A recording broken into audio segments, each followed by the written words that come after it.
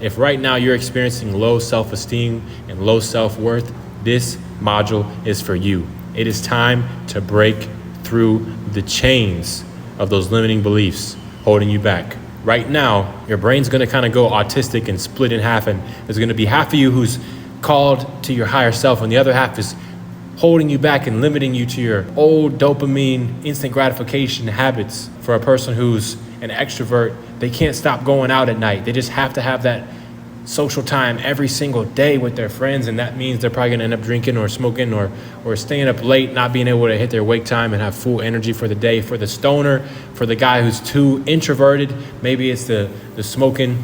For the person who's fat and overweight and can't seem to stop overeating and indulging, maybe it's gonna be that meal plan. But everybody has some type of vice and some type of kryptonite that's holding them back. If you had to give up something massive to become someone massive, what would it be? Sacrifice creates paradise. And there's always that one thing. If we look at our purpose like layers to an onion, the first layer of purpose that you might need to shed back is a fitness journey. It might be a business journey. It might be an inner work journey, which we'll go over next on the shadows and the inner child. But the problem is when we decide not to peel that layer back fully. That's when we become a shell of ourselves and we start to hate ourselves. People ask me all the time, how, Joel? How did you, by 23 years old, make multiple six figures after not even being in LA for more than a year? How did you get 5 to 10 new clients a week at $200 a haircut? How did you build 100,000 followers? That I'm like, bro, you're gonna ask me how? It's who. You think the Ohio Joel did that? Our old self has to die to become our dream life. There's a laundry list of limiting beliefs and character traits that can't make it. Nipsey Hussle has a quote, everybody can't go. Well, I have a quote, all your habits, all your limiting beliefs can't go. Something's gotta give. It's not how we're going to make this happen. It's who I became.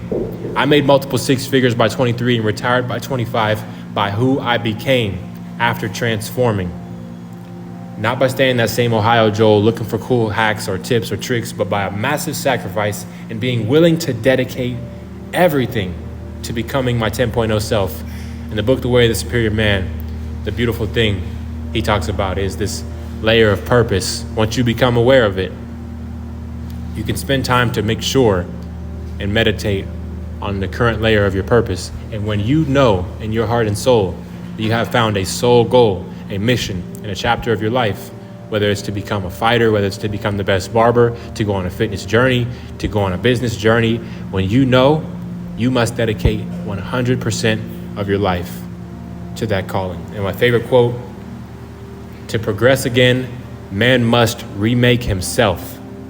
And if he cannot remake himself without suffering, he is both the marble and the sculptor. And in order to uncover his true visage, he must shatter his own substance with heavy blows of his hammer. Alexis Carrel. A beautiful quote for the pain that is mandatory and non-negotiable in order for us as individuals to transform.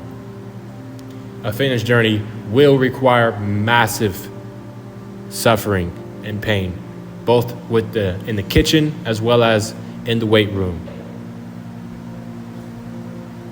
Right now you have an opportunity to make the most progress you've ever made in your life. You have invested so much and it's all come down to this very moment. What's really gonna happen for you, bro? If you choose to keep those limiting beliefs, those behaviors, and those ways of conducting yourself. When you walk in the room like a shameful dog who's hoping for acceptance because he can't give it to himself through his daily habits, how's that turning out for you? And how will that really turn out for you in the future if you keep that up? What about for your people? Your family? How's it gonna turn out for them? If you keep this up and you don't change now, years will go by. The question I'll leave you with is, a year from now, if nothing changed, if you stayed in the exact same situation, doing the exact same habits, making the exact same money, with the exact same physique, how would that feel? Look in that mirror and decide. It's usually when a man is on the brink of his lowest moment when he will finally decide to change. If you do need the accountability and the support from a group, and I'll see you on the call.